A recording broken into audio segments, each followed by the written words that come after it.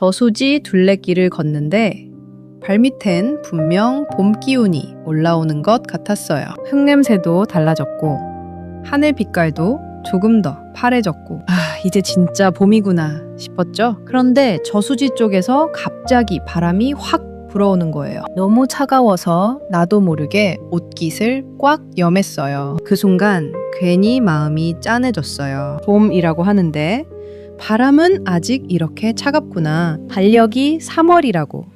봄이라고 해도 내 몸이 느끼는 건 아직 겨울이구나. 그리고 이런 생각이 따라왔어요. 내 삶도 꼭 이 저수지 바람 같다고. 이만하면 살만해졌다고 생각했는데 불쑥불쑥 찾아오는 이 헛헛함과 시림은 뭘까? 나만 아직도 봄이 안 온 걸까? 그날 저수지에서 차가운 바람을 맞으며 저는 오랫동안 마음속에 담아두었던 이야기 하나를 다시 꺼냈어요. 인생의 후반전, 아직 차갑게 느껴지는 이 시간을 어떻게 버티고 또 어떻게 갖고 나갈 수 있는지 오늘 그 이야기를 여러분께 드리고 싶어요. 가끔 지나온 내 삶을 찬찬히 돌아보며 글로 적어보면요.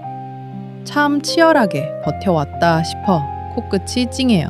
새벽같이 일어나 밥 짓고 아이들 챙기고 직장 다니고 부모님 모시고 그렇게 수만 번 제대로 못 쉬고 달려왔는데 어느 날 문득 거울을 보면 낯선 얼굴이 거기 서 있잖아요. 세월이 이렇게나 흘렀나 싶어서요. 저번 주말에 저수지 둘레길을 걸었어요. 달력엔 분명히 3월, 봄이라고 하는데 저수지에서 불어오는 바람이 어찌나 매섭던지요. 옷깃을 여미면서 문득 이런 생각이 들더라고요. 마치 나름 아등바등 열심히 살았는데 왜 아직도 내 마음엔 찬바람이 불까 하며 헛헛해하던 제 옛날 모습 같은 거예요. 아니, 어쩌면 지금 이 영상을 보고 계시는 우리 모두의 모습인지도 모르겠어요.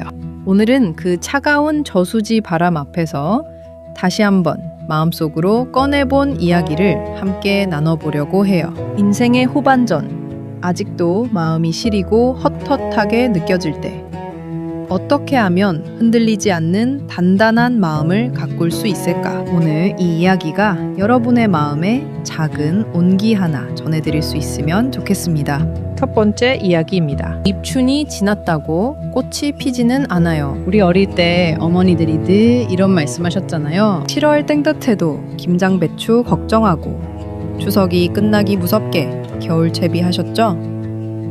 그렇게 늘 한 계절 앞을 내다보며 사셨어요. 그런데 우리는 어때요? 자식들 어느 정도 키워놓고 이제 좀 숨 돌릴만 하다 싶으면 그때부터 오히려 이상하게 더 조급해지는 마음이 드는 것 같지 않으세요? 내 나이가 몇인데 아직도 이러고 있어야 하나? 옆집 친구는 유럽 여행을 갔다더라. 저 아무개는 자식이 효도 관광을 보내줬다더라. 내 노후는 왜 이렇게 아직도 준비가 안 된 것 같지? 건강도 슬슬 여기저기 말썽이고 통장 잔고는 늘 마음에 걸리고 그러다 보면 어느새 마음속에서 무거운 한숨이 새어나오죠. 그런데 있잖아요.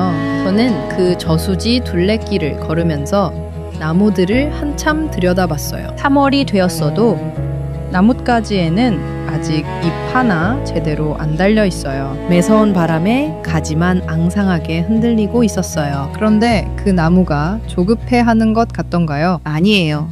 그 나무는 묵묵히 서 있어요. 뿌리는 이미 땅속 깊은 데서 봄 기운을 빨아들이고 있는데 크게 눈에 보이지 않을 뿐이에요. 우리 눈에는 여전히 겨울나무처럼 보여도 그 나무 안에서는 이미 봄이 움직이고 있는 거예요. 우리 인생의 봄도 그렇지 않을까요? 눈에 보이지 않는다고 해서 아무것도 없는 게 아니에요. 아직 차갑게 느껴지는 이 시간들이 사실은 내 안에 뿌리를 더 깊고 단단하게 내리는 시간일 수 있거든요. 조급함은 참 무서운 게 내가 지금 얼마나 잘 버티고 있는지를 까맣게 잊게 만들어요. 지금까지 살아온 것만 해도 얼마나 대단한 일인데요. 여러분, 그거 아세요? 우리네 50, 60, 70은 젊은 사람들이 흉내조차 못 내 내공이 쌓인 나이예요. 그 내공이 꽃으로 피어나는데도 나름의 시간이 필요한 거랍니다. 두 번째 이야기를 꺼내볼게요. 가산 정약용 선생님이 매서운 겨울 속에서 뿌리를 내린 이야기예요. 쇼펜하워라는 철학자가 한 말 중에 참 무릎을 탁 치게 만드는 구절이 있는데요. 그 양반이 이런 말을 했어요. 우리가 행복하지 않은 이유 중 가장 큰 것은 우리가 가진 것을 보지 않고 늘 없는 것만 바라보기 때문이라고요. 참 뼈아프죠. 가만히 생각해보면 우리도 그런 것 같아요. 내가 이미 이룬 것들은 당연하게 여기고 내가 아직 못 이룬 것들만 자꾸 눈에 밟히는 거잖아요. 그런데 이 쇼펜하워 이야기보다 더 가슴에 와닿는 분이 계세요. 바로 다산 정약용 선생님이에요. 선생님이 어떤 삶을 사셨는지 아시죠? 조선 최고의 실학자, 그 총명하고 뛰어난 분이 억울하게 역적으로 몰려서 전라도 강진 땅에 유배를 가셨어요. 그것도 무려 18년을요. 자식들 곁에도 못 가고 사랑하는 아내와도 떨어져서 그 척박하고 낯선 땅에서 18년을 보내신 거예요. 보통 사람 같으면 어떻게 했을까요? 억울함에 치를 떨며 하루하루를 한숨으로 보냈을 거예요. 내 인생은 다 끝났다.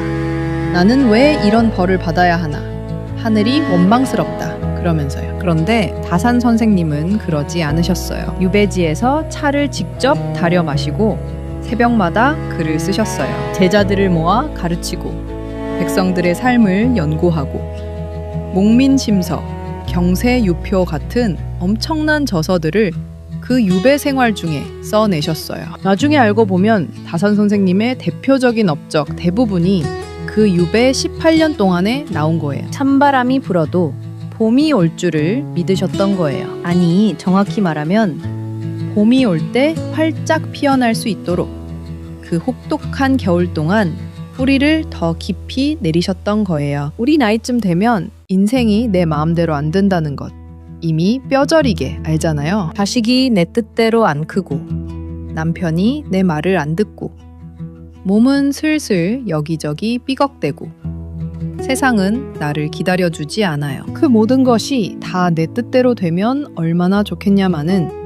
세상이 그렇게 생겨먹지를 않았잖아요. 그럴 때 다산 선생님을 한번 떠올려 보세요. 그분도 원하지 않는 상황에 던져지셨어요. 그런데 조급해하거나 주저앉지 않으시고 딱 하나만 하셨어요. 내가 지금 할 수 있는 것을 묵묵히 하는 것. 그게 전부였어요. 그 묵묵함이 나중에 얼마나 큰 꽃으로 피어났는지 우리가 이미 알고 있잖아요. 세 번째 이야기예요. 밖이 추우면 내 안을 따뜻하게 덮이면 됩니다.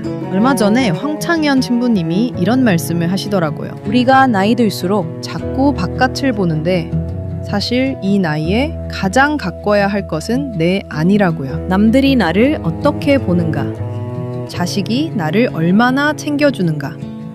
세상이 나를 알아주는가? 이런 것들에 우리가 너무 많이 기대고 있다는 거예요. 그 기댐이 채워지지 않을 때 그 허전함과 서운함이 또 마음을 춥게 만들어버린다고요. 참 맞는 말이에요.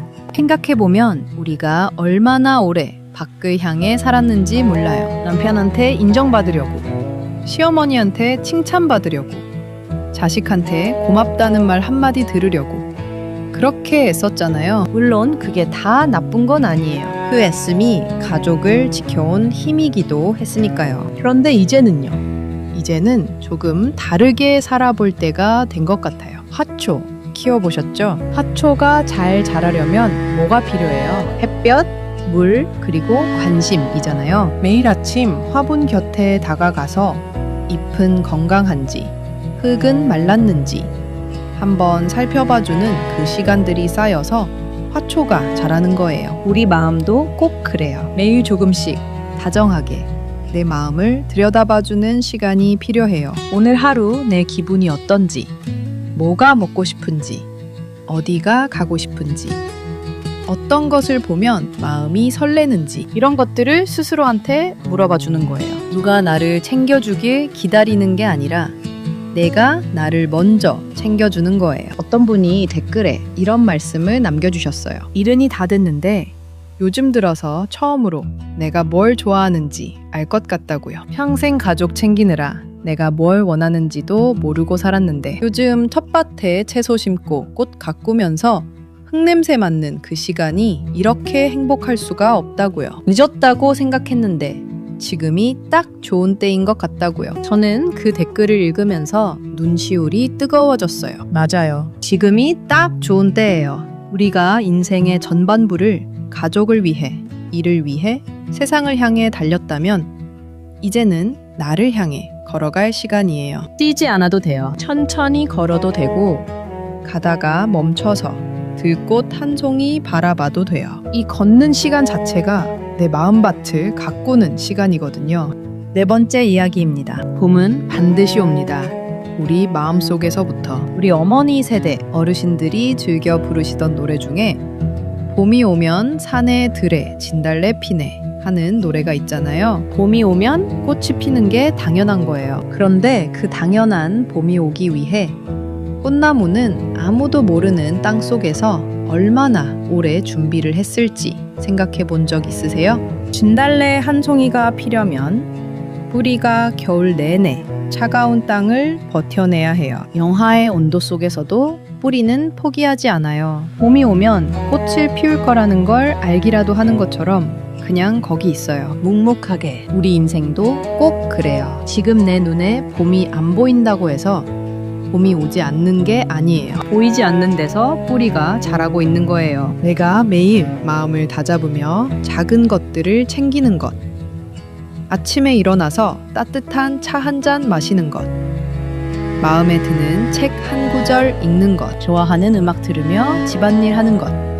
이런 작고 평범한 것들이 다 뿌리가 되는 거예요. 하려 하지 않아도 괜찮아요. 남들 눈에 멋있어 보이지 않아도 돼요. 내 마음이 오늘 하루 조금 더 따뜻했다면, 어제보다 오늘 한숨이 조금 덜 나왔다면 그게 바로 봄이 한 뼘씩 가까워지고 있다는 신호예요. 황청현 신부님이 강론에서 이런 말씀도 하셨어요. 사람들이 행복을 어딘가 먼 곳에서 찾는데 행복은 사실 아주 가까이 있다고요. 오늘 마신 커피 한 잔이 맛있었다면 그게 행복이고, 창밖에 지나가는 바람을 보며 잠깐 멈출 수 있었다면 그게 행복이라고요. 크고 거창한 것만 행복이 아니라는 거예요. 맞아요. 우리가 그토록 기다리는 봄은 사실 이미 우리 일상 안에 조금씩 숨어 있는지도 몰라요. 우리가 조급한 마음에 지나쳐버려서 못 보고 있는 것 뿐이지요. 오늘 이야기를 정리해 볼게요. 3월이 되었다고 하루아침에 꽃이 피지는 않아요. 나뭇가지가 아직 앙상해도 뿌리는 이미 봄을 향해 움직이고 있어요. 우리 인생도 꼭 그래요. 지금 겉으로 보이는 것만이 다가 아니에요. 다산 정약용 선생님은 18년이라는 혹독한 유배의 겨울 속에서도 조급해하지 않으셨어요. 그 긴 시간 동안 묵묵히 내 안에 뿌리를 단단하게 내리셨고, 그 뿌리가 나중에 역사에 남을 큰 꽃이 되었어요. 우리에게도 우리만의 봄이 준비되고 있어요. 그리고 밖이 추우면 내 안을 따뜻하게 덮이면 된다는 것도요. 남들의 인정이나 바깥의 화려함에 기대기보다 작은 화초 가꾸듯 매일 조금씩 내 마음을 다정하게 들여다봐주는 시간. 그 시간이 쌓이면 어느새 내 마음밭에도 예쁜 꽃이 피어나요. 우리 나이쯤 되면 다 산 것 같아도 우리 마음속엔 늘 기다려지는 나만의 봄이 있잖아요. 그 봄은 멀리 있지 않아요. 오늘 여기 이 자리에서 내가 나를 조금 더 다정하게 대해주는 것에서부터 시작되는 거랍니다. 오늘 영상을 보고 계신 여러분 정말 수고 많으셨어요. 지금껏 살아온 것만으로도 이미 충분히 잘하고 계신 거예요. 여러분 마음밭에는 올봄에 어떤 예쁜 꽃을 피우고 싶으세요? 아주 소박해도 괜찮아요. 거창하지 않아도 돼요. 아침에 혼자 마시는 따뜻한 국화차, 베란다에 심어보고 싶은 제라늄 화분, 오랫동안 가보고 싶었던 가까운 공원 산책. 그런 작은 것들도 다 소중한 봄꽃이에요. 댓글에 편하게 남겨주세요. 제가 하나하나 다 읽고 진심으로 응원할게요. 여러분의 이야기가 저한테는 늘 큰 힘이 된답니다. 오늘 영상이 마음에 드셨다면 좋아요 한 번과 구독 버튼도 눌러주세요. 여러분 같은 분들이 함께 해주시기에 행복의 숲이 이렇게 따뜻하게 이어지고 있어요. 다음 주에도 여러분 마음에 작은 봄볕 같은 이야기로 찾아올게요. 오늘도 건강하시고 따뜻하게 지내세요. 고맙습니다.